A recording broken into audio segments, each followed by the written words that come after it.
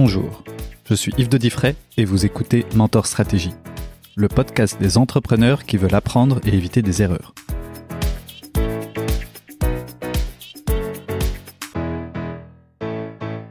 Alors, aujourd'hui, je suis avec Nicolas Devic. Bonjour Nicolas. Salut. Bon, Nicolas, aujourd'hui, je dis peut-être pas les bons termes, tu es un speaker et un coach qui inspire les entrepreneurs et les aide à impacter le monde. C'est exactement, ça? Ouais, ça va, je suis bon. Sous le nom notamment de Mindstep. Ouais. Ok. Et c'est pas commun comme job entre nous. Non, c'est un job qui se crée en fait. Donc c'est pas le truc qu'on apprend à l'école, c'est pas le truc qu'on apprend à l'UNIF. Donc c'est un métier qu'on a inventé aussi à notre manière avec ma chérie Sandrine depuis maintenant 8-9 ans là. Donc vous travaillez en couple. Ouais. Ok. On va peut-être revenir là-dessus. Mm-hmm. Et donc comment qu'est-ce qui a fait que tu t'es lancé dans ce domaine? Moi, j'ai d'abord travaillé comme ingénieur dans le secteur pharmaceutique pendant une dizaine d'années. Okay. J'ai travaillé pour des très grosses entreprises et puis je me suis lassé des grosces boîtes, je me suis dirigé vers des startups. Mais le problème, c'est que les startups ont été rachetées par des grosses boîtes, donc le truc tournait en rond. Et j'ai fait face aussi à ce que beaucoup de gens vivent peut-être. C'est un management qui est pas 100% au service du développement personnel des gens qui y travaillent. Et c'est normal. Ouais, au service de la boîte. Voilà, exactement. Sauf que moi, j'ai eu cette désagréable expérience de vouloir trouver un terrain d'entente entre mes aspirations et celles de l'entreprise et de ne pas avoir été entendu dans ces demandes-là. Donc, typiquement, je travaillais sur le domaine plutôt technique en engineering et j'ai eu envie d'aller plus vers tout ce qui est commercial, marketing, product development, etc. Et j'ai demandé à pouvoir suivre une formation en executive master à l'ULB. J'avais demandé à faire cette formation-là.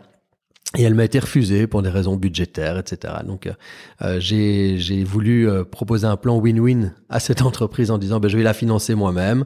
J'aurais fait un beau tableau Excel en disant, voilà, j'ai le plan de match, ça va être super. Je finance la formation moi-même. Vous me mettez à 4/5e pendant 2 ans, mais en laissant mon salaire actuel. Et dans 2 ans, vous m'augmentez d'autant. Voilà, j'avais fait le plan pour eux. Et j'étais super fier de mon truc. Et il a rigolé, le mec, en disant, Nicolas, we are managing you, you're not managing this company. Donc, il m'a fait comprendre que j'avais pas mon mot à dire là-dedans. Donc, j'ai posé ma démission le lendemain. Si tu veux rester, la porte est là. Voilà. Exactement. Non, mais ils étaient vraiment étonnés de ma démission aussi, parce qu'ils se sont dit, voilà, t'es un bon ingénieur, t'as une équipe à gérer, on s'amuse bien. Sauf que moi, ça correspondait plus à mes attentes, à mes besoins. Et donc, j'ai décidé de quitter cette entreprise. Et Sandrine était en burn-out au même moment. Donc, on s'est retrouvés tous les deux en mode, voilà. On fait quoi de notre vie? Il y a 3 mois de préavis. Qu'est-ce qu'on crée? Et donc, on a créé une boîte, déjà. J'ai dit, voilà, moi, je veux être entrepreneur. Et je sais pas encore ce qu'on va mettre dedans. Ok, donc c'est le schéma inverse. Les gens attendent souvent la grande idée. Toi, tu t'es dit, tant pis. Ouais, pour être tout à fait honnête aussi, je savais que je pouvais vendre mes prestations en tant que consultant indépendant le temps que les idées viennent, les rencontres, etc. Donc, j'ai créé une période de transition qui a quand même duré 2 ans où j'ai continué à faire de l'engineering, pharma, mais en tant qu'indépendant. Et par la force des choses, ce qui peut faire peur aux employés de se dire si je me mets indépendant, je paye plus d'impôts, c'est plus risqué. Moi, mon expérience m'a montré que c'était beaucoup plus intéressant pour tout le monde. Pour l'entreprise, parce que c'est plus flexible. Pour moi, parce que je gagnais mieux ma vie et je gérais mon agenda. Donc, je travaillais 3 jours semaine pour une boîte. Ouais. Donc, j'avais 2 jours pour développer un business en ligne et rencontrer des gens inspirants. Cool. Et donc, quand tu étais, si on revient un peu plus au fondement, quand tu étais jeune, quel était ton rêve, justement? Parce que j'essaye de comprendre s'il y a un fil conducteur qui t'a fait justement réagir comme ça. Quand j'étais tout petit et qu'on me demandait qu'est-ce que tu veux faire plus tard, je répondais je veux être connu. Et puis mes parents me disaient mais c'est pas un métier, ça d'être connu. Je dis écoute, c'est ça qui m'attire en tout cas. Donc je me voyais soit travailler dans un cirque, faire des spectacles. Je me voyais rockstar aussi, donc je jouais de la guitare électrique à fond dans le grenier en m'imaginant devant des milliers de personnes. Et puis plus tard, je me voyais conférencier. Et puis je me suis aussi imaginé conducteur de tram quand j'étais tout petit parce que je me disais là, c'est quand même assez important.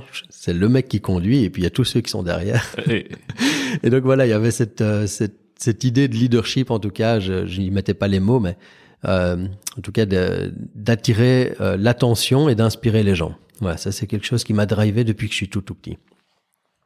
Oui, et donc finalement être managé par la société, c'est pas être conducteur du tram, quoi. Ouais, voilà. Mais ça veut pas dire que je veux tout diriger tout le temps. Ça veut dire que il y a pour moi à trouver l'équilibre entre quelle est ma part de responsabilité, qu'est-ce que moi je décide dans ma vie et qu'est-ce que je délègue à d'autres personnes.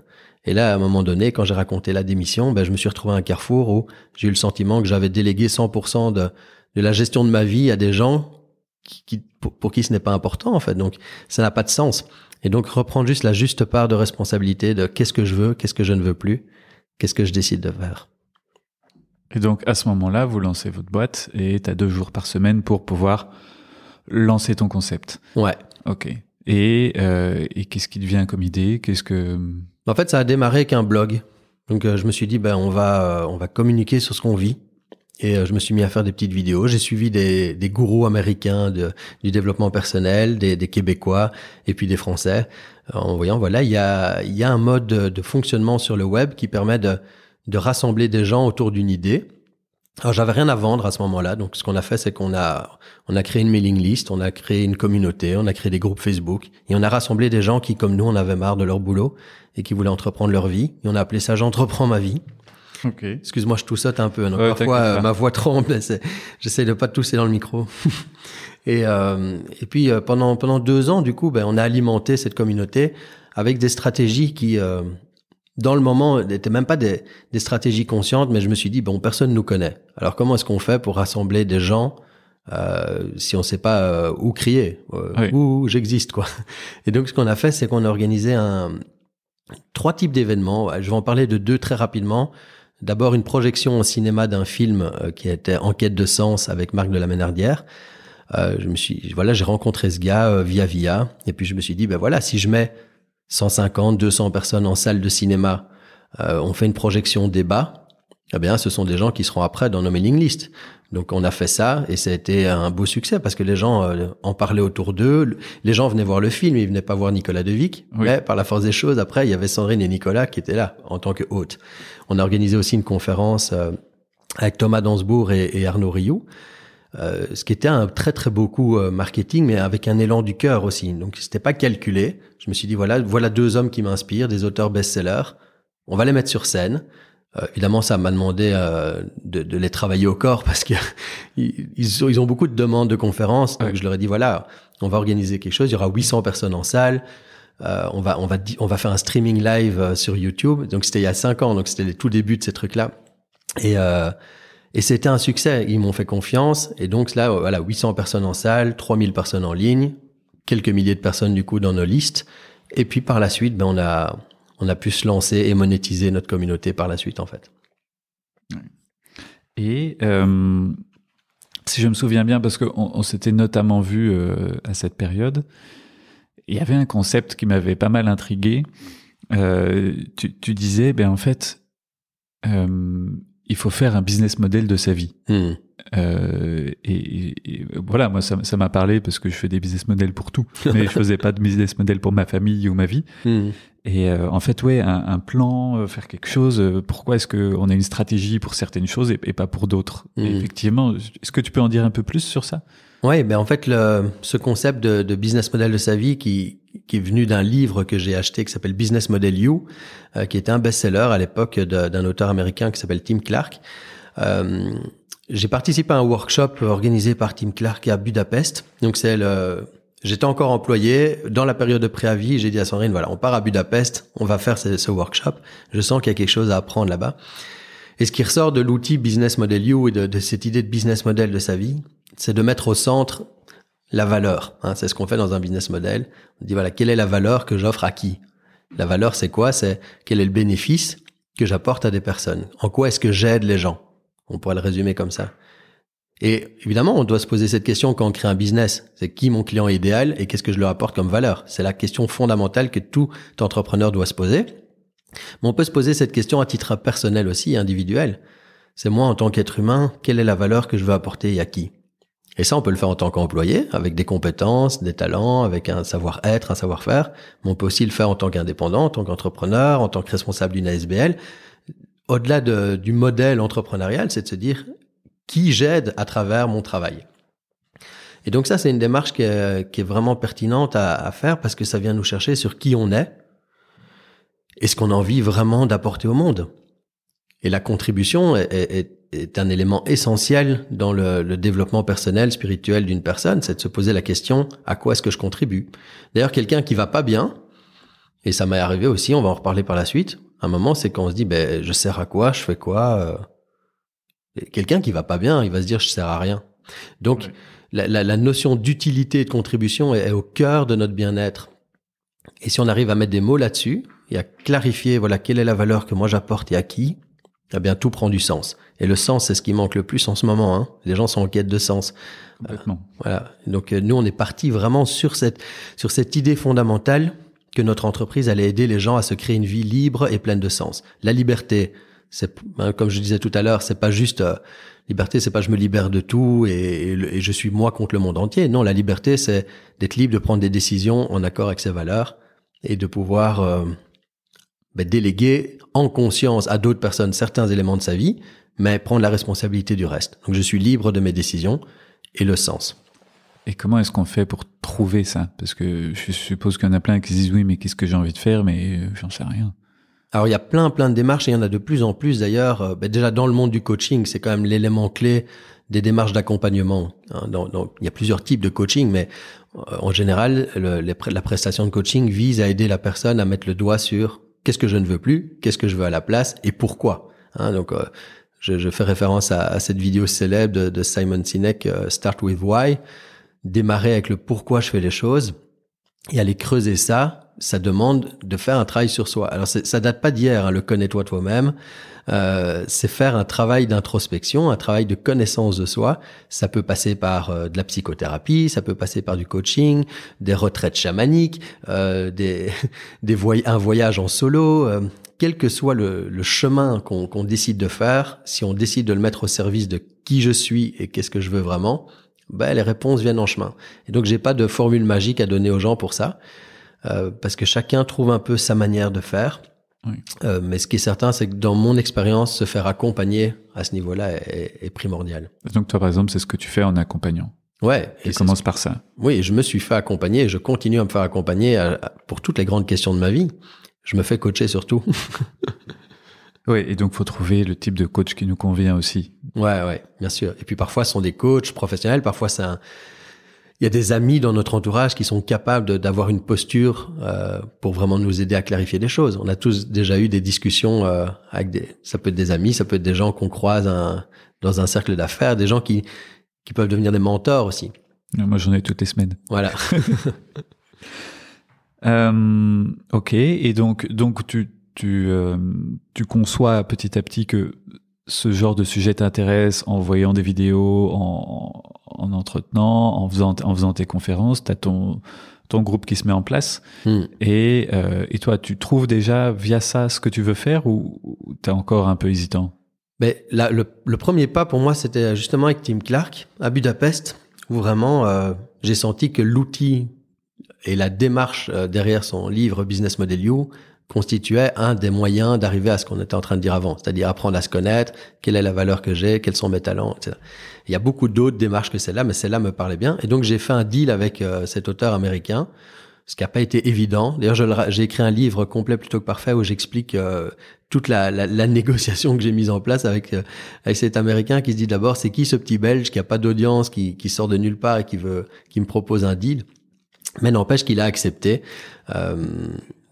autour d'une bonne bière dans un bar jazz de Budapest, où finalement il s'est dit voilà, je leur fais confiance à ces deux-là, Sandrine et moi, pour diffuser mon message en français, en francophonie. Donc on a organisé un premier workshop à Bruxelles où on a invité Tim Clark et on a payé tous les frais de déplacement du gars, etc. Donc c'était un vrai challenge. On avait à risque. Je pense que c'était de l'ordre de 10-12 000 euros de frais entre la réservation de salle, les lunchs, l'avion du gars qui veut voyager en business class, son hôtel, machin. Ouais. Donc voilà, on risque 12 000 euros. On les avait pas d'ailleurs. Donc on a lancé un processus de vente de ce workshop. Ouais, de pré-vente en fait. Ouais, de pré-vente et de vente. Toute la campagne. On a réussi à rassembler 40 personnes dans ce workshop pour un chiffre d'affaires autour des 12 à 15 000 euros. Donc, on a réussi à être break-even, ce qui était un très, très beau succès et ce qui m'a obligé d'aller étudier les démarches de web marketing, de comment vendre en ligne, Oui, comment communiquer, comment utiliser Facebook, comment faire de la pub. Donc ça a été une première expérience de vente. Je me rappelle de cette première vente, j'étais encore je ne vais pas dire le nom de la boîte parce que ça fait mauvais genre, mais je travaillais dans un très très beau bureau, comme un bureau de ministre dans une grosse boîte pharma. Et je m'ennuyais un peu de tout ce monde-là du pharma. Je commençais à me lasser de ça. Et puis cette première vente est arrivée dans mes emails sur Eventbrite en disant voilà, vous avez vendu un ticket à 450 € et là tout est devenu possible. Parce qu'une fois qu'on se rend compte que les ventes peuvent se faire quand nous on est occupé à autre chose, ça ouvre le champ des possibles. Oui, effectivement. Et tu as d'ailleurs continué ce concept de pouvoir faire autre chose pendant qu'il y avait des ventes ou en tout cas des formations, des choses comme ça. Voilà, donc je me suis passionné en tant qu'ingénieur aussi pour tout ce qui est tunnel de vente. Donc ce qu'on appelle tunnel de vente, en fait, c'est créer une expérience pour un prospect sur le web, de l'information à l'achat en fait. Pardon. Donc voilà, l'idée c'est de pouvoir créer le parcours pour une personne qui se dit ok, je suis intéressé par tel sujet, j'ai telle problématique et je vais finalement acheter l'expérience qui est proposée. Et ça, on peut l'automatiser en grande partie. Donc là, j'ai appris les stratégies d'automatisation sur le web, tout ce qui touche au web marketing, à la vidéo en ligne. Voilà, un univers qui s'ouvrait à moi, quoi. Ouais, à découvrir, à connaître et ensuite, si je me souviens bien, donc déjà, ça veut dire que tu travailles avec ta femme. Ouais. Peut-être qu'on peut parler de ça parce que je vais passer outre ce sujet sinon. Mais c'est pas difficile de travailler avec sa femme? Très difficile. Très difficile. Ouais. Bah, si surtout pour elle en fait. Oui. C'était surtout difficile pour elle parce que moi j'étais manager dans mon ancien boulot, donc j'avais une petite équipe à gérer. Ouais. Donc j'ai développé des compétences de petit chef dans les boîtes. Et puis voilà, je suis un mâle alpha à mes heures, quoi, même si je suis très doux et très gentil et très bienveillant. Et au début où on bossait ensemble, ça a été difficile pour elle parce que à un moment elle me disait bon, écoute, je suis pas ton assistante, quoi, en gros. J'ai pas quitté mon job pour être ta secrétaire. Donc, on a dû s'organiser. Mais on n'avait pas encore d'équipe, donc on se répartissait les tâches. Sauf que moi, j'avais souvent la vision, la stratégie et plein d'idées dans la tête. Et elle était là pour m'aider. Mais du coup, c'était pas hyper valorisant pour elle au début. Et elle m'a dit un jour, voilà, j'ai l'impression d'être dans le sidecar de ta moto. Toi, t'avances à fond de balle. Moi, je suis les cheveux au vent. Oui. On s'amuse bien, mais globalement, si je veux faire une pause, je peux pas. Si ça va trop vite, je peux rien dire. En plus, tu m'entends pas parce qu'il y a trop de bruit sur la moto. Donc, je veux ma moto, quoi. Ouais, belle image. Voilà. Et donc, même si on n'est pas motard, j'ai entendu ça.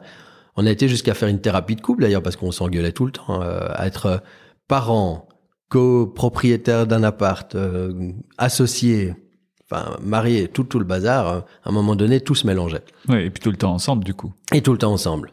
Et donc, on a vraiment pris soin de ça. Et ça, je suis très fier de l'avoir fait, d'avoir eu le niveau de conscience qu'il fallait à ce moment-là pour me dire, là, on va dans le mur si je réajuste pas mon leadership et si je suis pas plus à l'écoute de ses besoins. Donc, on a vraiment fait ce travail d'équilibrage. Et maintenant, quelques années plus tard, je pense qu'on peut dire qu'on a fait un beau chemin par rapport à ça, quoi. Et qu'est-ce que vous avez du coup mis en priorité? Enfin, parce que pour faire l'équilibrage, il faut qu'il y ait des choses où tu te dis, ok, ça c'est limite à pas franchir, ou ça c'est un truc on n'a pas le droit d'y toucher, ou tu t'es pas obligé de répondre. Hein, si. Mais la première chose, je sais pas si ça répond vraiment à la question, mais la première chose, c'est qu'on est très différents. Et donc arriver dans une entreprise, et c'est le cas pour toutes les boîtes, de se dire voilà comment est-ce que chacun est dans son talent et sa force, sans empiéter sur le terrain de l'autre. Donc Sandrine, elle est psychologue, elle est thérapeute, elle adore le one-to-one, elle adore le coaching, elle a la patience d'écouter une personne pendant des heures. Donc maintenant, clairement, on privilégie pour elle tous les espaces où elle peut prendre soin des gens. Okay. Et c'est pas une marketeuse et c'est pas une vendeuse, même si elle a des talents là-dedans aussi parce qu'elle a appris avec moi. Donc quand elle a une idée, elle la dépose. Mais elle, son truc, c'est de prendre soin des gens dans la communauté et de nos clients. Moi, je suis un coach, un marketeur et un vendeur. Donc je continue à me développer là-dedans. Et j'aime faire ça et j'aime être sur scène. Alors, j'aime être devant des milliers de personnes si ça se présente. Sandrine, au moins il y a le monde, au mieux elle se porte. Ouais, donc on a vraiment pris soin de qui veut faire quoi à quel moment. Et alors, moi, de faire vraiment le travail de pas lui donner sa place, parce que c'était pas à moi à la lui donner, c'était à elle à prendre sa place. Oui, mais moi, à respecter ça. C'est-à-dire que si elle propose un exercice, autant il y a 4 ans, un groupe de clients, elle propose un exercice, je vais me dire, elle aurait dû dire ça, ou on pourrait faire ça, et j'étais un peu envahissant. Autant maintenant, je prends beaucoup de plaisir à juste participer à ce qu'elle propose et à aimer ça, quoi. Ouais, donc c'est un beau parcours de couple aussi. Ouais, voilà, ouais. Et un parcours familial aussi. Oui, parce qu'on a nos deux petits garçons, qui deviennent grands. Ils ont 10 et 12 ans, là. Ouais. Et, vraiment, moi, je pense qu'on peut se définir comme une famille d'entrepreneurs explorateurs. J'aime bien cette idée-là.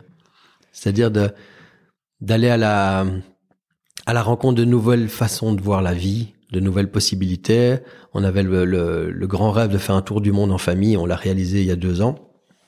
Donc, on n'a pas fait tout le tour du monde parce que le Covid nous a réancrés en Belgique, mais on a fait essentiellement l'Asie, l'Australie, etc. Et beaucoup de temps en Inde. Et c'était pas une année sabbatique, quoi. On était en voyage, mais on bossait à distance avec nos clients, on créait du contenu, on faisait l'école aux enfants, et c'était vraiment, on entreprenait notre vie à distance comme des digital nomades, hein, c'est un terme à la mode. Oui. Mais c'était vraiment ça, en fait, hein. On allait dans différents coworking, on faisait ce qu'on fait depuis la Belgique, sauf qu'on le faisait depuis le bout du monde, et c'était extraordinaire. Oui, c'était du télétravail avant l'heure. Ouais, c'est ça. Mais aussi avec la dimension, comment faire, en fait, pour vraiment travailler 4 à 6 heures par semaine et kiffer le reste du temps. Ouais. Et ce qui est extraordinaire dans ces pays-là, c'est qu'avec 1 000 euros par mois, t'es le roi du monde à 4. Hein, à Bali, on avait on louait une maison avec piscine pour 500 euros, et puis tu vas au resto, ça te coûte 2 euros par personne. Donc au final, on n'a pas besoin de gagner énormément d'argent pour être très très confortable et vivre vraiment une vie de fou. Après, on peut en parler si ça fait sens pour toi, mais ce voyage a aussi été une très très grosse épreuve en ce qui me concerne, avec un mal-être psychologique assez puissant quand on est arrivé à Bali. Et donc ça a été aussi un chemin de guérison. Donc je veux pas dire c'était magique, on buvait des coconuts sur la plage, on travaillait 6 heures par semaine, et il y avait de ça, mais ça a été le résultat d'un chemin de libération pour moi et de lâcher prise aussi. Ok, écoute, n'hésite pas à en parler un peu plus, parce qu'effectivement tu disais justement tout à l'heure que oui, c'est pas forcément tout rose, et parfois on peut se retrouver confronté à des murs. Ouais. Mais ce qu'il y a, c'est qu'un grand rêve est souvent associé à des grandes peurs. Ok. Hein? Et c'est le cas pour tout, quels que soient vos projets. Si ceux qui se disent, je vais écrire un livre, il peut y avoir des grandes peurs derrière. Est-ce que je vais y arriver? Est-ce que les gens vont le lire? Est-ce que ça va se vendre? Est-ce que je vais perdre de l'argent? Si je dis, je vais faire un tour du monde en famille, ça vient avec tout un tas de grandes peurs. Et moi, je me suis toujours, depuis que je suis tout petit, dès que je vois une peur, je me dis, il faut que je la traverse. Okay. J'ai fonctionné comme ça parce que j'étais très couillon quand j'étais petit. Je me faisais un peu embêter dans la cour de récré. J'étais pas timide, mais un peu fragile quand même. Mm-hmm. Et je me rappelle vraiment de cette période à l'adolescence où je me dis là, il faut être un badass, quoi. Il faut devenir un dur à cuire, comme on dit. Hein. Il faut devenir quelqu'un qu'on respecte. Et donc j'ai fait ce chiffre de me dire maintenant, dès que t'as peur, tu dois y aller. Moi, c'était ma manière de faire. Hein. Chacun a ses stratégies. Non, mais c'est intéressant de voir effectivement que très tôt, tu t'es dit, ok, je vois comment je suis, je m'accepte comme je suis, mais si j'ai envie de changer, il faut que je fasse des étapes, quoi. C'est ça. Mais du coup, je me suis construit aussi une armure. C'était déjà une stratégie de ta vie. Ouais, exact. Je me rappelle s'il y avait une assemblée où à un moment je sentais monter une question à poser à l'orateur. Personne n'a envie de la poser, en général. Voilà, et là, je m'obligeais. Je me dis, tu ne sors pas de cette pièce sans avoir posé ta question. Tu peux pas passer à côté d'une réponse juste par peur, en fait. Ouais. Donc voilà, j'avais ce truc-là en tête. N'ayez pas peur. Ouais, mais c'est pas n'ayez pas peur. Hein. Par contre, ça, c'est vraiment important. Je pense que je continue à avoir très régulièrement peur. Ouais. Par contre, ça touche au courage, en fait. Le courage, c'est pas de pas avoir peur. Un mec courageux ou une dame courageuse, c'est pas quelqu'un qui a pas peur, c'est quelqu'un qui y va avec la peur. C'est ok, j'ai peur, mais j'y vais quand même. Ouais. C'est ça le courage, en fait.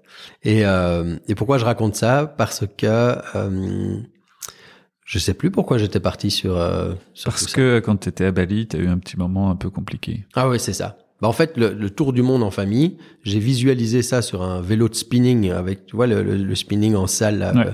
vélo à fond avec la musique. C'est un truc un peu un peu psychédélique en fait, hein, ce truc-là. Donc j'étais en hypnose, quoi, en auto-hypnose sur mon vélo, et puis j'ai visualisé ce voyage, ce tour du monde en famille. Je me dis tiens, ça fait partie des choses à faire avant de mourir, quoi. Et là, les enfants ont un âge intéressant. Donc, c'était il y a 4 ans que je me suis dit ça. Donc, je me suis dit dans 2 ans, on part. Ouais. Et je me suis mis beaucoup de s'organise, pression.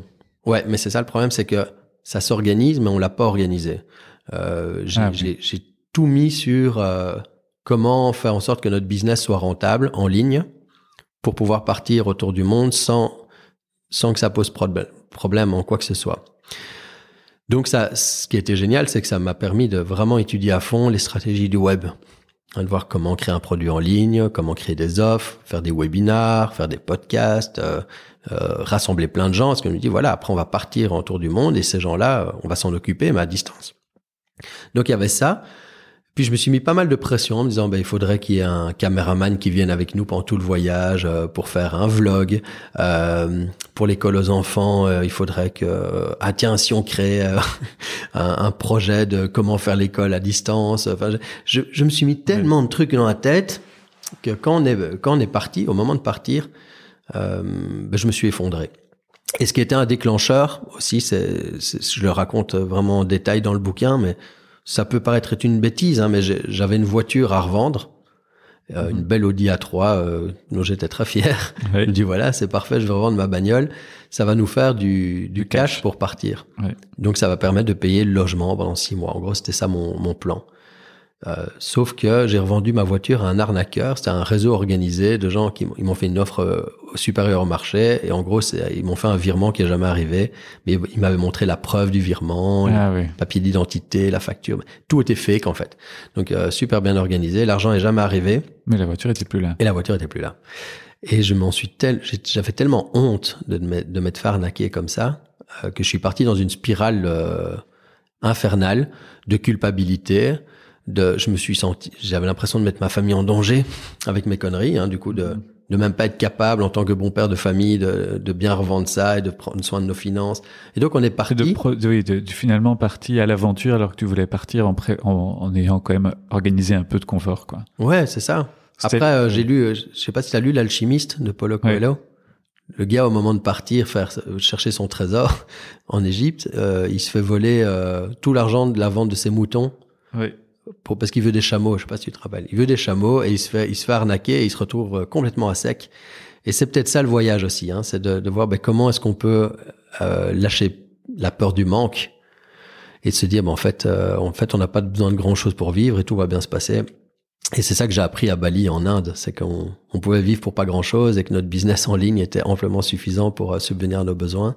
Mais ça a été pour moi un chemin de guérison, de lâcher cette peur du manque et cette colère vis-à-vis de, en fait, le monde est pas si gentil que ça. Des gens peuvent nous arnaquer, des gens peuvent nous voler. On vit pas chez les bisounours, quoi. Voilà. Oui.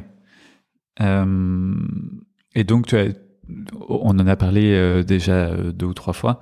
Tu t'es dit, plus récemment probablement, mais si je racontais tout ça dans un livre. Ouais, en fait, j'ai voulu raconter l'histoire sous la forme d'un récit initiatique pour que le lecteur puisse se dire voilà, c'est quoi moi mon chemin de libération et de quête de sens.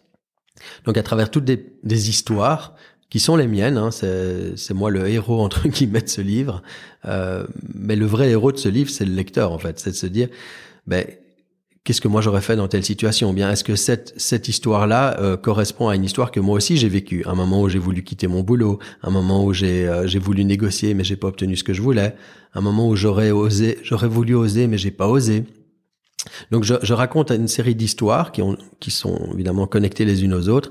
Et les lecteurs qui l'ont lu, là, je suis heureux d'avoir déjà 750 personnes qui ont lu le livre.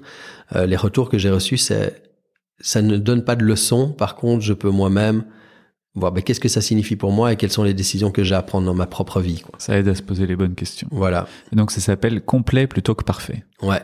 C'est un beau livre, je l'ai là. Et ce titre, il m'a été soufflé par... là, je vais parler d'un truc un peu allumé, hein. Vas-y. On a le droit de parler de trucs allumés. Ouais. Non, mais j'ai fait une cérémonie en rentrant de voyage, une cérémonie d'ayahuasca. Je sais pas si tu connais ce Non, que c'est. pas encore. C'est un rituel chamanique basé sur la consommation d'une plante, en fait, une liane. On pourrait appeler ça une drogue. Chez les chamans, ça s'appelle une médecine parce que c'est fait pour se guérir et pas pour se faire du bien. Ouais. En tout cas, pas pour s'envoyer en l'air de manière comme on pourrait l'entendre dans nos sociétés. Ouais. Et c'est un rituel qui dure toute une nuit. La plante vient nous donner des visions et nous enseigner sur notre propre vie. C'est un peu comme une thérapie de 10 ans en une seule nuit.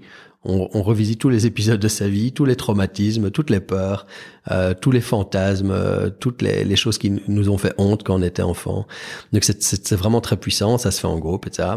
Et cette notion de complet plutôt que parfait m'est arrivée comme une évidence en disant j'ai passé ma vie à vouloir être monsieur parfait, avoir une famille parfaite, faire un voyage parfait, avoir fait des études parfaites. Et je me suis pourri une grosse partie de ma vie dans cette quête de perfection. Et je pense que le chemin de la complétude est plus intéressant. Donc être complet, c'est intégrer les différentes parts de soi. C'est de pouvoir être conscient de sa lumière, mais aussi de ses ombres. C'est pouvoir se dire, je suis en même temps doux et colérique. Je suis en même temps parfois riche, parfois pauvre. C'est de réunir toutes ces polarités, un peu comme un diamant multifacette, et de se dire, voilà, le diamant, il n'est pas juste avec 2-3 facettes. Il a toutes ses couleurs. Et voilà, c'est ça que je veux faire maintenant avec notre communauté et nos clients, c'est aider les gens à être plus complets. Petit détail, moi, que j'aime bien personnellement. En fait, si tu veux avoir un beau tableau avec de la belle lumière, c'est un tableau où il y aura eu des ombres qui auront été peintes. Voilà. Et donc, il peut pas y avoir de belle lumière sans ombre. Exact, c'est ça. Donc, effectivement, ça me parle particulièrement. Sinon, c'est plat. Ouais, oui, ça donne du relief, en fait. Ouais. Mais il faut l'accepter pour pouvoir...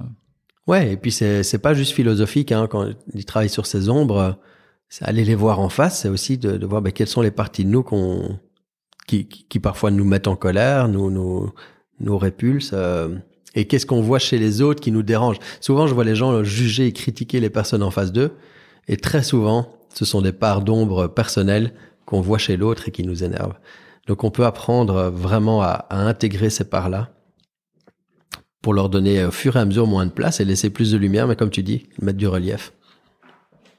Oui. Ce qu'on critique chez les autres est souvent une part d'ombre chez soi, c'est ça, hein? Ouais, je sais pas si c'est une généralité, mais en tout cas, c'est souvent le cas. Ouais. En tout cas, ça vaut le coup de se poser la question. Ouais. Ouais, voilà, si vous écoutez, posez-vous la question. Bon, toi, dans ton travail au quotidien, donc c'est un peu un travail atypique. Est-ce que, bon, c'est une projection très personnelle, mais est-ce que du coup, c'est pas dur de trouver un rythme ou c'est justement ça l'intérêt, ou tu vois, pour être sûr, donc, parce que t'as quand même des choses à faire. Ouais. Il faut pas non plus laisser filer le temps ou faut avancer. Comment est-ce que tu t'organises? Est-ce que t'as des bonnes pratiques? Je sais pas, un rituel quotidien aussi ou des choses comme ça qui t'aident? Ok. Alors moi, je fonctionne beaucoup par phase. J'ai des moments où j'ai des rituels en place. Période bleue. Non, j'ai mes phases où tout est bien sous contrôle. Enfin, sous contrôle, c'est peut-être plus le mot, mais structuré de manière... Je sais ce qui me fait du bien. Je sais que faire du sport, j'en ai besoin. Si pendant plusieurs semaines, plusieurs mois, j'arrête de faire du sport, je sens que ça peut me déprimer ou me sentir fatigué, prendre du poids, etc. Comme tout le monde, hein, pas grand-chose, mais voilà. Je sais aussi que avoir une pratique, par exemple, régulière de méditation, j'y arrive pas. Par contre, il y a des moments où je sens que je peux me poser et vraiment vivre une expérience de méditation, et je m'en prive pas, mais je n'arrive pas à en faire une pratique quotidienne. Donc, juste apprendre à se connaître. Moi, je sais ce qui me convient, ce qui me convient moins. Je peux pas dire que j'ai un vrai rituel. Ma femme est beaucoup plus organisée par rapport à ses rituels bien-être, etc. Moi, je suis un peu dans l'instant présent. Je fais ce qui me fait du bien. En termes d'équilibre, ce qui me correspond très bien maintenant, en fait, c'est d'avoir... j'ai structuré mon agenda. C'est ça. Je pense que c'est vraiment ça la base pour moi. J'ai structuré ma semaine de manière à garder la main sur mon agenda. Parce que souvent, on fait remplir nos journées par celle des autres. Et c'est le cas dans les entreprises, hein, où on nous cale des réunions tout le temps. Mais ça peut aussi être le cas en tant qu'entrepreneur, si par exemple on met notre agenda 100% à disposition de nos clients en coaching, etc. Donc moi je sais que le mercredi c'est off, c'est du temps inspiration et enfant. Donc ça veut dire que si j'ai envie de bosser, je bosse, mais si j'ai envie de lire un livre, je lis un livre. Si j'ai envie de voilà, le vendredi après-midi, c'est golf. Voilà, je suis inscrit dans un golf dans le business club. Le vendredi après-midi, je vais jouer au golf et ça me va très bien. Et alors j'ai organisé en disant les mardis, les jeudis, c'est du coaching avec mes clients. Le lundi, c'est vision et organisation de la semaine. Et donc j'ai repris du contrôle sur mon agenda. Donc ça, c'est mon rituel à moi qui me permet je tends à travailler mi-temps, en fait. Ça, ce serait l'idéal. Je bosse plus que ça et j'ai bossé beaucoup plus. Maintenant, on est une équipe en place. On est 5 dans l'équipe. Donc, ça permet aussi de déléguer les choses que j'ai plus envie de faire. On a une assistante administrative, on a une community manager, on a un vendeur. Donc, voilà, il y a des choses que je délègue. Et donc, qu'est-ce que tu vends aujourd'hui concrètement? Tu vends des formations, on parlait de coaching, mais ça c'est individuel, en groupe, comment est-ce que ça se passe? Et comment est-ce que tu le vends aussi? Ouais, en fait, on a la première chose qui nous tient vraiment à cœur, c'est un séminaire annuel qui s'appelle J'entreprends ma vie, qu'on fait en général en début d'année, enfin vers le début février. Et ce séminaire rassemble des gens qui veulent se réinventer, qui sentent qu'ils ont besoin de changement. Je te coupe juste, il y a un site ou quelque chose comme ça pour... J'entreprendmavie.com. Ouais, il y a tout là-dessus. Je mettrai le lien et je peux mettre le lien pour ton livre aussi. C'est vraiment au-delà d'expliquer, c'est pour vraiment expliquer la philosophie. Donc, J'entreprends ma vie, c'est une philosophie de vie. C'est tout ce dont on a parlé dans ce podcast. C'est comment je me crée une vie libre et pleine de sens, ce sur quoi je peux prendre ma responsabilité, les décisions que j'ai à poser, être au clair avec ce que je ne veux plus et ce que je veux à la place, etc. Donc ça, c'est J'entreprends ma vie. Ça, c'est le truc de base. Voilà. Enfin, c'est votre centre, entre guillemets. C'est ça. C'est la grand-messe annuelle. Ça dure combien de temps? C'est un séminaire de 2 jours. Okay. Et alors, on attache en fait à cette expérience-là une sorte de membership. Donc, c'est l'idée d'appartenir à la communauté que nous, on nourrit toute l'année avec des experts invités. Sandrine guide des méditations. On a des vidéos de formation là-dedans et des processus pour justement, ce qu'on disait tout à l'heure, identifier quelle est la valeur que je veux amener au monde et qu'est-ce que j'ai à réinventer pour être plus satisfait de ma vie, quoi. Donc, c'est vraiment les fondations d'une vie cool. Voilà. Après, on a... en tout cas, qui nous correspond. C'est ça. Et puis, exactement, qui est aligné avec nos valeurs, hein, si on peut prendre ces termes-là. Et c'est important d'ailleurs, parce que on a tous des valeurs différentes. Donc, c'est quand on dit une chouette vie, effectivement, c'est être clair avec c'est quoi ma définition d'une vie réussie, en fait, et qu'est-ce que moi je mets en place par rapport à ça, sans me comparer à d'autres qui ont l'air d'avoir une chouette vie, mais en fait qui sont sur d'autres valeurs que les miennes, ça n'a pas de sens. Donc, J'entreprends ma vie. Après, on a créé un programme d'accompagnement pour les gens qui veulent démarrer une aventure entrepreneuriale. Okay. Donc là, c'est un programme de coaching sur 6 mois qui s'appelle Business de cœur, où on aide les gens à partir de l'élan du cœur, de qu'est-ce que j'ai envie de créer, qu'est-ce que j'ai envie de produire, qu'est-ce que j'ai envie de guider et comment faire un business rentable. Parce que souvent, c'est le problème, les gens ont des super belles visions, des super beaux projets, mais oublient la dimension entrepreneuriale. Donc, quelle est mon offre? Qui est mon client idéal? Quel est mon plan de marketing? Comment est-ce que je rassemble les gens? Et puis, il faut du réalisme aussi, parce qu'il y en a beaucoup qui se disent, tiens, en fait, j'ai envie de devenir, je sais pas, ébéniste. Puis une fois qu'ils le font, en fait... Ouais, mais l'expérience enseigne plus que les questions qu'on se pose, par contre. Donc, quelqu'un qui dit, je veux être ébéniste, ce sera plus puissant pour lui de le faire. Oui, c'est ça. Oui, et de voir, qu'est-ce que j'ai à ajuster pour que ce soit au service d'une vie qui me convient. Mais tu as raison, il faut rester réaliste, mais... on est très attentif, nous, à pas tuer le rêve dans l'œuf, quoi. Donc, vraiment d'être plutôt dans l'expérimentation que dans l'analyse. Ouais. Ok. Et donc, ça, c'est Business de cœur. Donc, voilà. C'est le deuxième... Et puis, on a notre Cercle Impact, qui est un groupe d'entrepreneurs, des gens qui ont déjà des offres en place, qui sont, pour la plupart, des influenceurs au sens premier du terme, hein, avoir une influence positive sur le monde à travers un message, une activité. Donc, ce sont pas des gens juste qui font des photos sur Instagram en montrant les nouveaux produits à la mode. Ce sont des gens qui ont un vrai message, impact positif sur le monde. Donc, Cercle Impact, c'est un groupe mastermind qu'on accompagne sur 1 an avec du coaching individuel, mais aussi toute l'intelligence collective qu'on peut attendre d'un groupe d'entrepreneurs qui s'entraident, quoi. Et qu'est-ce que tu dirais à un jeune, je sais que c'est du coup l'objet de Business de cœur, mais qu'est-ce que tu dirais à un jeune qui se dit, bah voilà, j'hésite, est-ce que je me lance, est-ce que je me lance pas, comment je fais, ouais, quelques mots pour voilà, l'aider à démêler le vrai du faux. Ouais. Ben, je pense vraiment que notre tête est pas le meilleur allié pour prendre une décision de je me lance pas. C'est le fait d'expérimenter. Alors, pour être plus clair là-dessus, comment est-ce qu'on peut expérimenter? Déjà, parfois, on a une idée et on se dit, j'ose pas en parler. Soit parce que j'ai peur qu'on me pique l'idée, soit parce que j'ai peur du regard des autres, soit j'ai peur qu'à mon boulot, ils soient au courant que je pense à autre chose. Et donc, on se raconte 36 000 raisons de pas en parler. C'est la pire chose à faire, en fait. Si on a une idée, on doit générer du feedback.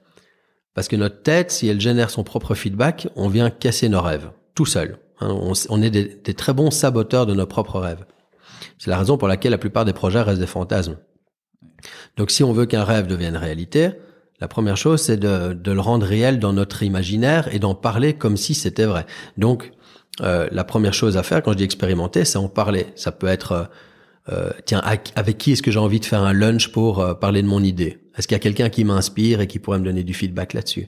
Est-ce que je peux organiser un focus group à la maison? J'ai fait ça au tout début.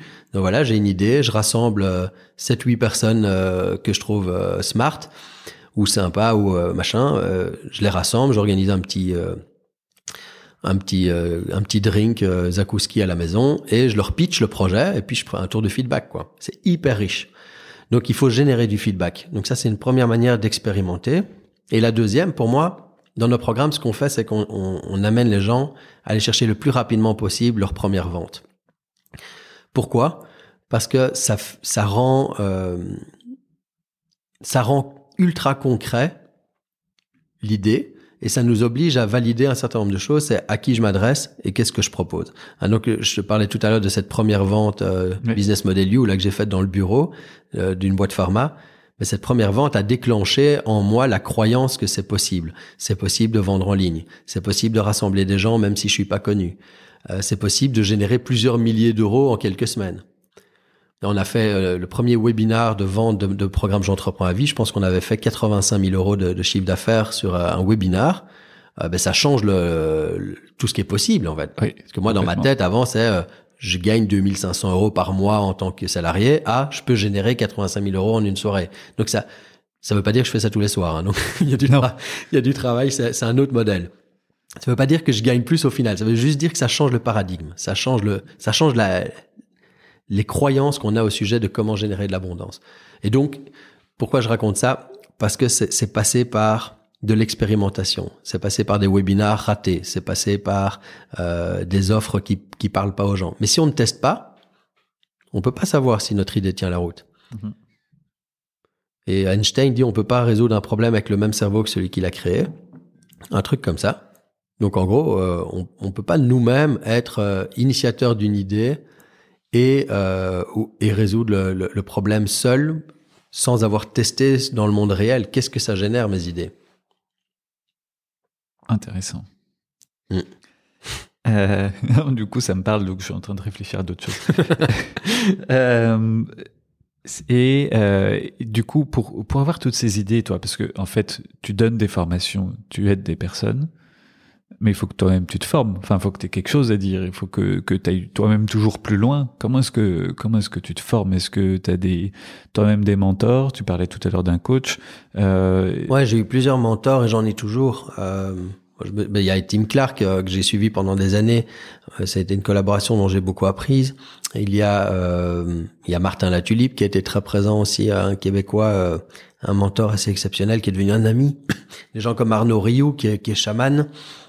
Edith Lassia, enfin des gens dont je parle dans le livre aussi et qui ont fait partie de mon chemin et aujourd'hui pour répondre à la question comment tu fais pour avoir encore des idées, c'est ça? Oui, ou pour toi-même aller plus loin, parce que si tu dois former quelqu'un, tu dois être toi-même un cran plus loin. En fait, oui, c'est ça, un cran plus loin. Et donc, en fait, il y a plusieurs postures dans le leadership. Hein. Il y a la posture du champion, qui est le mec qui a tout compris à la vie, il a tout compris au business, il fait des millions, il a une femme magnifique, et il te fait des vidéos sur son yacht en disant « Regarde comme ma vie est géniale, clique ici en dessous, achète et je t'explique ». Donc ça, c'est une posture que certains coachs prennent, et je respecte cette posture-là, mais c'est pas la mienne. Moi, j'aime prendre la posture plutôt à la fois de l'aventurier et du sage. Ça veut dire quoi? D'abord, l'aventurier, c'est quelqu'un qui va dire, OK, on va partir dans la jungle, prenez tel ou tel outil avec vous, et moi je pars devant voir si la voie est libre, et puis après on y va ensemble. Donc il y a le côté faire le chemin moi-même. Donc je reste attentif à rester un aventurier. Donc ça a été vraiment pratique de voyager parce que c'était une manière très concrète d'être un aventurier. Mais ici j'explore de nouveaux business models. Je reste membre dans des cercles d'affaires pour rester un aventurier et aller voir voilà qu'est-ce qu'il y a en dehors de ma sphère, hein, et qu'est-ce que je peux explorer. Et puis la posture du sage, ça demande. Je me dis pas sage aujourd'hui. Simplement on a avec nos clients, surtout dans le cercle impact, une posture de sage, Sandrine et moi. C'est-à-dire qu'on est dans le groupe, on répond aux questions dans l'instant et on prend le temps de sentir voilà qu'est-ce qui est juste pour la personne, qu'est-ce qui est juste pour nous, et on n'est pas en train de dire fais ceci, fais cela, parce qu'il y a des gens dans notre cercle impact qui sont plus avancés que nous en business. Il y a des gens qui ont des plus grosses entreprises que nous, mais on continue à leur apporter et ils nous apportent. Donc ça, c'est une posture aussi de plus poser des questions qu'apporter des réponses. Et les questions apportent plus de valeur parfois que les réponses. Et donc oui, en fait, toi, pour te former, y a à la fois des référents qui peuvent t'aider, mais du coup, il y a l'expérience aussi. Ouais. C'est ça. Tu vas pas chercher dans tous les livres, dans tous les trucs. Non, on teste souvent par exemple, ici, on a fait notre séminaire J'entreprends ma vie en version streaming parce qu'à cause du Covid. Typiquement, on a innové sur le marché en faisant un séminaire qui était vraiment interactif pour les gens à distance, c'est-à-dire que c'était pas juste un écran à regarder et prendre des notes de leur côté. On a créé un séminaire virtuel où les gens pouvaient se rencontrer un à un. Donc il y avait un bouton meet someone, hein, rencontrer quelqu'un. Donc on faisait un exercice en disant allez vers quelqu'un comme on le ferait en salle. Prenez quelqu'un au hasard dans la salle et échangez sur tel sujet. Ben ça se passait mais à distance. Donc c'était un outil indien qu'on a testé. AirMeet ça s'appelle, voilà, comme ça leur fait un peu de pub. Très très bon outil. Air comme Airbnb et machin, et Meet comme une rencontre. Voilà, donc c'est sûr que c'était risqué entre guillemets parce que c'était on aurait pu faire un Zoom comme tout le monde ou faire un YouTube live quoi, en mode regarder le truc à distance. On a voulu que les gens puissent se rencontrer, puissent faire des groupes de discussion par 6 personnes, inviter des experts sur la scène. Voilà, on a vraiment fait un format hybride et clairement on a été des explorateurs de ce type de comment réinventer les séminaires avec le Covid. Donc, on teste nous-mêmes des nouvelles campagnes marketing, des nouveaux outils. On regarde aussi ce qui se fait aux États-Unis. Et puis, on essaye de plus en plus d'intégrer. Et ça, c'est une dimension qui est assez nouvelle pour nous, mais qui veut vraiment colorer ici 2022. C'est d'intégrer les lois de la nature et les lois des communautés au sein du business. Donc arrêter de vouloir être toujours en quête de c'est quoi la prochaine stratégie marketing ou c'est quoi le nouveau truc à la mode, mais vraiment de revenir à la base. Comment mettre des gens ensemble, comment faire en sorte que les gens se rencontrent entre eux. Et je sais que toi, Yves, t'es un expert aussi de faire rencontrer les gens et de connecter les gens ensemble. Mais c'est vraiment ça qu'on veut faire. C'est faire émerger plus de puissance de la part de la communauté et des talents de chacun que de juste Sandrine et Nicolas. Moi, je veux être un catalyseur. Je veux plus être le mec qui dit et qui a compris. Je veux être celui qui met ensemble. Donc, on va développer ça dans ce sens-là. Non, mais on va en reparler alors. Et par ailleurs, tu as d'autres grands projets, des choses où tu te dis bon, ça c'est un truc un peu fou qui me fait un peu peur, mais bon, peut-être qu'un jour j'irai. Le livre a été un très très gros projet et du coup là il y a le côté voilà, ça c'est fait. Le voyage était un grand projet. Je n'ai plus là maintenant d'énormes projets. J'ai ce projet de repenser les modèles de programmes en ligne. C'est déjà un challenge suffisant. Voilà, je pense que les gens en ont marre d'acheter des formations en ligne ou des programmes en ligne. J'ai envie de créer vraiment cette notion de rassembler une communauté. Ce qui me vient, c'est presque de créer un écolieu digital, un éco-village digital. Il y a beaucoup de gens qui parlent de créer des écolieux. Oui. C'est quoi un écolieu? C'est un endroit qui rassemble des gens où chacun fait sa part, quoi. Il y en a qui s'occupe du potager, l'autre qui machin. Comment est-ce qu'on peut faire ça sur le web? Ça m'excite beaucoup. Comment est-ce que chacun vient apporter sa contribution dans une communauté? Donc ça, c'est mon gros projet du moment. Et puis, moi, j'ai des envies de mettre sur scène des conférences d'inspiration, en fait, d'organiser des événements d'inspiration en très très grand format, c'est-à-dire en salle avec des centaines de personnes et sur le web avec des milliers de personnes, en hybride. Donc ça fait partie des choses que je vais relancer. Ouais. Cool. Et on va peut-être revenir du coup sur ton livre, parce que effectivement, je sais pas si tu as encore suffisamment de temps. Ouais, c'est bon. On va. Rédiger un livre, c'est une aventure en soi, comme tu le disais. On sait quand on commence, c'est-à-dire avec une feuille blanche, et on sait pas vraiment où on va. Et on sait grosso modo les grandes lignes qu'on a envie de mettre dedans, mais comment est-ce qu'on le structure, comment est-ce qu'on le rédige, comment est-ce qu'on le fait relire, comment est-ce qu'on le fait publier, comment est-ce qu'on le diffuse. Enfin, il y a des milliers de questions qui peuvent nous arrêter, je pense, avant de commencer. Oui, c'est vrai.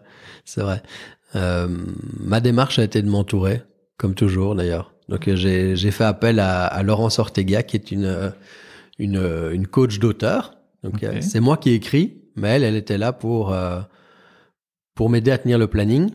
Et elle m'a très très fort aidé au début de sa prestation à travers une séance qu'elle appelle Fil Rouge, où en gros j'ai dû lui vendre ma table des matières. Et ça, c'était génial. Donc de nouveau, comme je le disais tout à l'heure, allez chercher du feedback sur vos idées. Si vous restez tout seul avec votre idée de livre, à un moment, vous allez vous dire, c'est nul, ou c'est pas assez bien construit, ou ça intéresse personne. Donc là, j'avais une personne à qui je dis, voilà ce que je vais raconter. Et elle m'a challengé là-dessus, etc. Donc on avait, au départ, une table des matières, qui était pas complète, une mind map pour moi, c'était, voilà les chapitres. Ensuite, ça a été un processus d'abord d'écriture qui a pris 1 an, mais aussi avec des phases de doute intense par rapport à est-ce que je suis dans le bon, est-ce que ça tient la route, est-ce que c'est intéressant. Et donc, c'est bien assez rapidement de pouvoir faire lire des passages à vos amis, votre famille, etc. Juste prendre le feedback de nouveau, voilà, ça a l'air enthousiasmant, ou bien ça sonne faux, ou ça va pas. Et après, il y a toute l'organisation. Moi, j'ai décidé de faire ça en auto-édition. Ouais. Donc, ça m'a demandé de trouver une illustratrice pour la couverture, la mise en page, 5 relecteurs. Donc, j'ai fait lire le manuscrit à 5 personnes, j'ai intégré les feedbacks, une correctrice orthographique, et puis trouver un producteur, donc quelqu'un qui imprime le livre, le stocke, l'envoie, et qui gère la logistique, parce que j'ai pas envie d'envoyer les livres moi-même par la poste, quoi. Et la diffusion après, ensuite, comment est-ce que ça après, du coup, maintenant t'as un réseau déjà. Ouais, c'est ça. Moi, j'ai choisi de le distribuer via mon réseau et sur Amazon, et puis via des podcasts comme celui-ci ou des partenaires qui en parlent. Maintenant, j'attends aussi de pouvoir remettre des gens en salle, en séminaire, et de pouvoir le vendre en salle, quoi. À la sortie, ça fonctionne bien, ouais. Alors, il y a une question que je pose de temps en temps et qui m'intéresse plus moi particulièrement, enfin à titre très personnel plutôt. C'est justement quand on gère pas mal de projets comme ça en commun, ça peut partir un peu dans tous les sens, on peut avoir pas mal d'idées. Comment est-ce qu'on fait pour... On a parlé tout à l'heure de structurer l'agenda, ça j'ai bien compris, mais comment est-ce que tu fais pour gérer à la fois tes priorités et tes to-do? La première chose, je retiens cette image que pour trouver de l'eau, il vaut mieux creuser un puits de 100 mètres que 10 trous de 10 mètres. Okay, oui. Donc la dispersion, même si elle satisfait à court terme un besoin de diversité, sur le long terme, ça paye moins bien. Donc j'ai appris avec le temps à rester focalisé. C'est-à-dire que je me limite à un projet par trimestre, ça c'est sûr. Et maximum en tout à 3 gros projets sur l'année, pas plus. Donc ça veut dire aussi de dire non à un certain nombre de choses, ou de se dire cette idée elle est peut-être géniale, mais c'est juste pas maintenant que je vais l'explorer. Parce que le fait de rester focalisé sur un élément plusieurs années amène une puissance incroyable. Parce qu'on est dans une logique d'amélioration continue, on est dans une démarche par exemple, j'entreprends ma vie. J'ai déjà eu au moins 20 fois l'idée de changer de nom ou d'en faire autre chose. Et en même temps, je me dis non, là on a fait le 5e séminaire, donc ça fait 5 ans qu'on fait le séminaire. Ça veut dire que les gens en ont entendu parler. Ça veut dire que si on dit c'est la 6e édition, ça amène du poids. Et puis nous, ça permet de continuer à améliorer l'œuvre, quoi. Oui. C'est un peu un effet boule de neige, c'est-à-dire que t'as ta boule qui est là. Et si tu essaies de tourner dans un sens puis dans l'autre, elle grossit moins que si tu pousses et qu'elle a une inertie. Oui, exactement. Par contre, la difficulté, c'est que moi j'aime la diversité aussi. J'aime suivre des nouvelles idées. Et donc là, il faut être attentif à ça. Et donc, il y a 2 stratégies. D'abord, c'est mettre en place les ressources pour que ça puisse vivre en grande partie sans nous. Donc ça passe par la délégation, mettre en place une équipe, automatiser des processus. Il y a tout un tas de choses à faire sur le web par rapport à ça, hein, pour continuer à faire vivre un projet, même sans qu'on doive y mettre nous-mêmes de l'énergie. C'est ça, parce que si tu as créé un projet qui marche et que tu veux en créer un nouveau, ça voudrait dire potentiellement abandonner les précédents. Mais dans ce cas, non, parce que du coup, tu te remplaces. Mais comment est-ce qu'on peut mettre en place les choses pour que ça tourne en grande partie sans nous? Ça, c'est la vraie question entrepreneuriale, du coup. Sinon, on est comme un artiste, on se dit, OK, je passe à l'œuvre suivante. Mais comment est-ce qu'on peut... Tu comprends ce que je veux dire? Je vois bien faire grandir une idée qui était là, qui est devenue un projet, qui est devenu un business, qui est devenu une entité qui existe dans le monde. Voilà, nous, J'entreprends ma vie, ça fait partie du paysage de tout ce qui existe sur le web francophone en termes de développement personnel. Ce serait dommage de juste dire, voilà, là j'en ai marre, je fais autre chose. Donc voilà, ça c'est une première chose pour répondre à ta question, c'est de garder le focus et de ne pas trop se laisser appeler par les sirènes de la nouveauté, ou alors en tout cas préparer la transition, c'est-à-dire OK, je fais en sorte que quelqu'un prenne soin de ce bébé-là avant d'en faire un autre. Donc ça c'est une première chose. Ensuite, par rapport à l'organisation des to-do, etc. Moi, je suis à la crèche. Ouais, voilà. Moi, je suis pas un expert des to-do. J'ai déjà essayé pas mal de systèmes différents. Je suis pas le meilleur mec pour te parler de ça. C'est grave. Comment tenir toutes ces to-do à jour. Moi, je fonctionne beaucoup par, j'ai un petit carnet, où j'écris à la main. Je remarque que ça marche mieux pour moi comme ça. Où, début de semaine, le lundi, je fais vraiment le point sur, voilà, les 5 trucs qui doivent être faits cette semaine, quoi. Et je fais en sorte de pas me mettre des to-do list de 25 trucs, sinon je sais que c'est plus décourageant qu'autre chose. Et sinon, ce qui me fonctionne bien pour moi aussi, c'est d'en parler avec Sandrine et en équipe. OK, qui fait quoi cette semaine? Donc ça donne un engagement envers les gens aussi. Pour ne pas juste rester tout seul en disant, oh là là, j'avais tout ça à faire, j'ai fait que ça, etc. Et puis moi, je fonctionne beaucoup par récompense. Donc je me dis, si j'arrive à faire tout ça, je peux aller me faire un parcours de golf, ou j'irai promener avec mon chien, ou je m'offre allez, ce soir on s'offre un bon resto, mais il faut que je termine ça avant. Voilà. Ouais, 2 étapes. Moi, je suis un peu comme ça. J'ai besoin de me faire des cadeaux. Est-ce qu'il y a un sujet qui te semble important à titre personnel et qu'on n'a pas encore évoqué? Alors ça, c'est une question vaste. Attends, laisse-moi juste... Un sujet important qu'on n'aurait pas évoqué. Ouais, il y a un mot qui me vient. On verra ce que je peux dire là-dessus, mais c'est... Alors, le mot qui me vient, c'est amour. Alors, ouais. Pourquoi je parle... Pourquoi ce mot vient? Parce que j'ai l'impression que le monde actuel... Bon, il y a beaucoup de théories sur l'après-Covid et le nouveau monde. Et j'ai l'impression que ça fait 10 ans que tout le monde dit on est en transition, il y a un nouveau monde à créer. Sauf que maintenant, ça y est, quoi. Là, c'est plus une théorie, c'est devenu un fait. Et on réagit tous différemment par rapport à ce nouveau monde. C'est comment est-ce qu'on se réorganise et comment est-ce qu'on organise nos vies dans cette nouvelle façon d'être et de penser, et comment est-ce que nos business s'organisent et se réinventent. Oui. On en parlait tout à l'heure avant de faire le podcast sur tous les cercles d'affaires, etc. Bon, le Covid a mis un gros coup de frein là-dedans, mais est-ce qu'on repart comme avant ou est-ce qu'on peut repenser les choses autrement? Et pourquoi amour? Parce que je suis convaincu que même le monde des entreprises et surtout les entrepreneurs ont besoin de plus se connecter au langage du cœur. On vit dans un monde qui est ultra cérébral, ultra analytique, ultra stratégique. Et il y a plein de bonnes choses à tirer de nos cerveaux. Hein. Moi, j'adore ma tête, j'adore mon cerveau, il donne plein d'idées, mais il me dit aussi des bêtises. Et les cerveaux se disent du bullshit. Donc, moi, j'aime cette phrase qui dit que le voyage le plus long, c'est celui de la tête au cœur. Et ça peut être le chemin d'une vie. Et je viens d'animer un workshop pour une banque vendredi passé, où leur demande d'habitude c'était d'aider à faire du brainstorming en équipe, définir le plan stratégique, parce que j'ai déjà fait plusieurs prestats chez eux. Ici, leur demande c'était est-ce que vous pouvez guider une méditation le matin Et est-ce qu'on peut ouvrir un cercle de parole pour que chacun puisse se reconnecter à qui il est vraiment? Je dis, waouh, une banque qui demande ça. Donc, j'ai un espoir que le monde des entreprises, les organisations, les entrepreneurs, qu'on puisse faire ce chemin de revenir au cœur en disant, en fait, qu'est-ce qui fait vraiment sens? Après quoi est-ce qu'on court? Est-ce que c'est toujours plus de performance ou est-ce qu'on est tous en fait en quête de plus de bonheur? Parce que je pense que c'est ça. On veut tous plus de bonheur et on se rend compte que pour ça, il faut plus.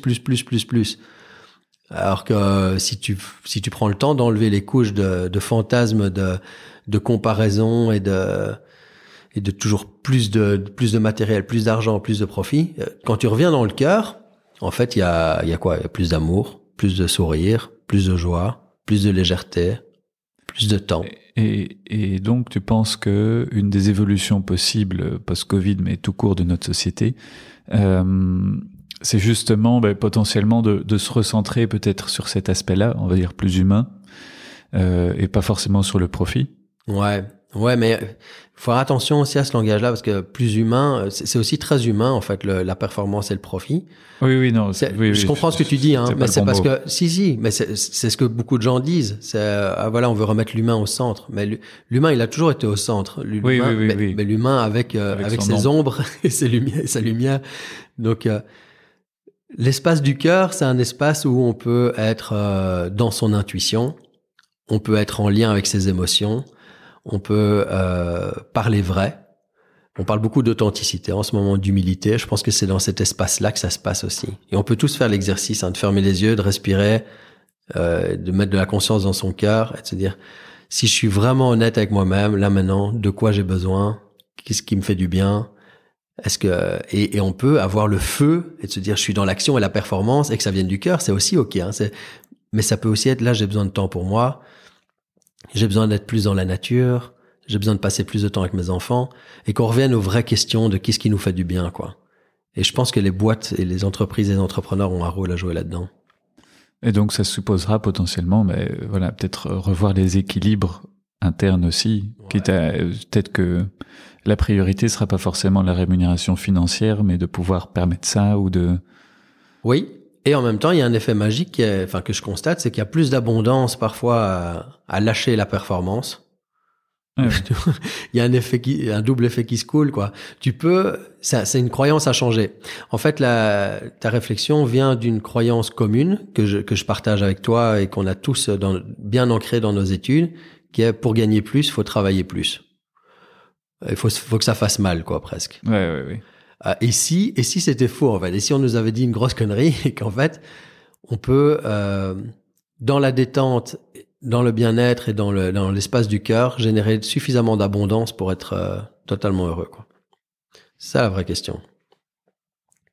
Pour ça, il faut arrêter de vendre du temps. C'est le problème. Il y a plein de métiers où on vend du temps. Les avocats, par exemple. Ouais. Je les connais bien. Il faut pas faire ça. C'est très, très mauvais de vendre du temps. Bon, les avocats, après, ils arrivent à vendre suffisamment cher leur temps, parfois, pour que ça tienne la route. Mais dans l'esprit, le temps a pas de valeur. Enfin, si, notre temps a de la valeur. Mais ce que quelqu'un achète en face de nous, c'est pas notre temps. C'est la prestation. Ce qu'on en fait. C'est le bénéfice qu'on leur apporte. C'est dire, moi, je peux donner un conseil en 3 minutes à quelqu'un, qui vaut 10 000 euros et je peux travailler 10 jours et qui lui sert à rien. Donc, en tant que salarié, je me rappelle avoir passé des journées non productives et d'autres où en une demi-heure, j'avais plié un truc extraordinaire. Donc, le temps n'est pas lié à la valeur créée. Et comment s'en séparer, par contre? En travaillant sur la valeur, en travaillant sur qu'est-ce que je veux vraiment apporter et arriver à un moment à mettre un prix là-dessus. Et ça, c'est ce que font les entrepreneurs. C'est dire, qu'est-ce que je crée et combien ça vaut? Alors là, on rentre dans tout un autre podcast. Eh bien, du coup, on va s'arrêter sur cette bonne parole. Je te remercie beaucoup, Nicolas. Merci à toi, Yves. Et à très bientôt. Merci à tous. Salut. Pour soutenir l'initiative et pour continuer à entendre plus d'interviews, s'il vous plaît, partagez ce podcast et mettez-lui 5 étoiles. Cela me permet de continuer à enregistrer et diffuser cette sagesse collective. Merci d'être toujours plus nombreux à vous abonner et à bientôt sur Mentor Stratégie.